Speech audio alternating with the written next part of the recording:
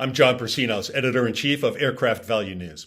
I'm also a contributing editor at Avionics International Report. Welcome to my latest video presentation posted September 21, 2025. The Airbus A380. It's the kind of machine that makes you stop and stare. Even in an era where aircraft seem to grow bigger and shinier by the year, this one still feels almost absurd in its scale. 2 full decks stretching the length of a football field, a wingspan so wide that most airports had to widen their taxiways just to accommodate it, and a passenger load that, on paper at least, promised to whisk more than 800 souls across oceans in one shot. When it first took to the skies in 2005, the A380 was supposed to be the aircraft of the future, a flying cathedral that would reshape long-haul travel. Instead, it became the aviation industry's most magnificent miscalculation.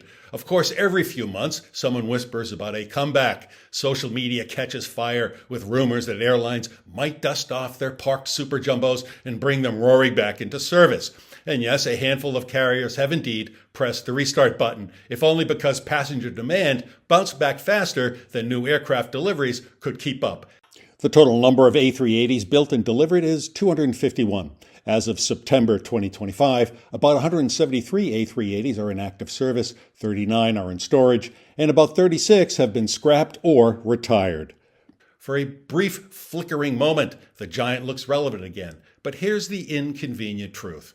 The A380 is still the same colossal, gas-guzzling relic it was the day Airbus announced it would stop making them. The world has changed. The aircraft hasn't. Long-haul flying today is all about point-to-point efficiency, not herding thousands of people through mega-hubs like cattle through a funnel. Twin-engine jets like the Boeing 787 Dreamliner and Airbus's own A350 quietly sip fuel while hopping nonstop between city pairs that the A380 could never serve profitably. They may lack the jaw-dropping glamour, but airlines aren't in the glamour business. They're in the margin business. So yes, the A380 will still make the occasional appearance, maybe even enjoy a short-lived renaissance at a few prestige carriers eager to keep customers talking. But a genuine comeback? That's wishful thinking at 30,000 feet. The aircraft is simply too large, too expensive, and too operationally clumsy to stage anything more than a cameo in aviation's future. Think of it as a brilliant one-hit wonder, unforgettable but ultimately left behind by the changing rhythm of the market. And that's what we'll explore in this presentation, why the A380, for all its grandeur, will never again be the showstopper of the skies. Affectionately dubbed the Super Jumbo, is the Leviathan of the skies. At 72.7 meters long, with a wingspan stretching nearly 80 meters, and standing 24.1 meters tall, it effortlessly dwarfs its competitors. In an all-economy configuration, it could theoretically cram in 853 passengers, though most airlines exercise mercy and settle for a more civilized 525. Why would anyone build such a behemoth? Airbus launched the A380 as a direct challenge to Boeing's long-haul supremacy, and to meet the growing thirst for high-capacity flights between major hubs. The thinking was simple. Move more people per flight, reduce airport congestion, and give airlines a headline-worthy advantage in capacity. In essence, it was ambition on steroids, wrapped in a wingspan that could double as a small airfield. The A380 took to the skies for the first time on April 27, 2005, before entering commercial service with Singapore Airlines in October 2007. After 16 years of production, Airbus officially ended the line in 2021. Despite its relatively short production run, the aircraft has left an indelible mark on aviation markets. Initially commanding prices north of $400 million, the A380's market value has ebbed and flowed with airline demand. By early 2024, the cumulative value of the global fleet stood around $11.35 billion, reflecting a modest 2.8% increase over the previous year. The aircraft's strengths are impossible to ignore.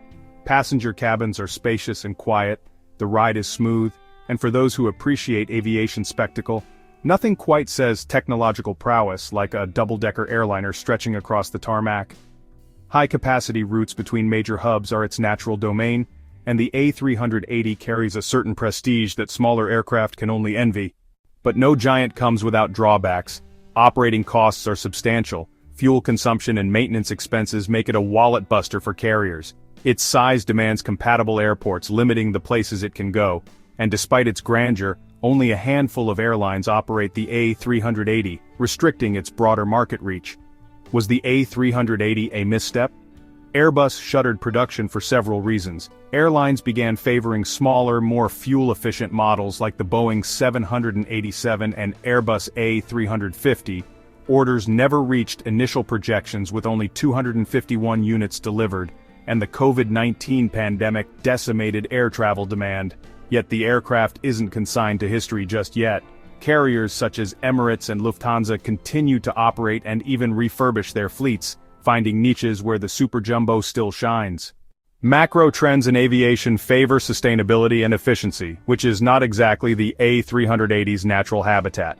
While its size is advantageous for high-demand routes, high operating costs make it a tough sell in an era dominated by fuel efficiency and environmental concerns. Its future likely rests in specific corridors and airlines that can exploit its strengths while cleverly mitigating its weaknesses. Emirates remains the undisputed A380 champion, with a fleet of 118 aircraft as of 2025. Singapore Airlines, Lufthansa, and Qantas also operate smaller fleets, using the aircraft on busy international routes and updating cabins to maintain a competitive edge. The plane's advanced avionics, composite materials, and luxurious passenger amenities, including options for private suites, onboard lounges, and even showers in premium cabins, ensure it remains a marvel of engineering, if not a mainstream solution. And then there's the ultra-luxury market.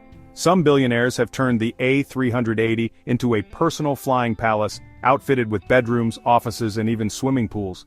At hundreds of millions for a bespoke conversion, these aircraft are less about transportation and more about indulgent performance art in the sky. In the end, the A380's legacy is a blend of audacious vision and market reality. It may not have revolutionized aviation on the scale Airbus initially imagined, but it continues to serve specific routes and passengers exceptionally well. For now, there's no bigger commercial aircraft on the horizon. The industry is firmly focused on smaller, more efficient planes. Yet the idea of another giant may resurface as technology and ambition evolve. The Airbus A380 stands as a monument to human engineering bravado. It may have been a gamble that didn't fully pay off in scale, but as a symbol of luxury, capacity, and sheer audacity, it has secured its place in aviation history. Whether viewed as a brilliant endeavor or an extravagant miscalculation, the Super Jumbo will be remembered and envied for generations to come.